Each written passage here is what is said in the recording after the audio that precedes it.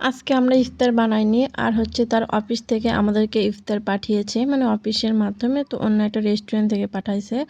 তো দেখেন কি কি পাঠাইছে, অনেকগুলো ফল পাঠাইছে, তারপর মিষ্টি পাঠাইছে আর এক বক্স তেহেরি পাঠাইছে। আর তেহেরিটা দেখতে এতটা সুন্দর মাশাআল্লাহ। আর একটা বিষয় আমার কাছে খুব খুশি লাগে, কেন জানেন? যে কেউ যদি আমাকে কোনো রেস্টুরেন্টে খাবার দেয় মানে বাটিতে, তো আমার খুব ভালো লাগে, কারণ এই বাটিটা আমি পরে কাজে লাগাইতে পারি।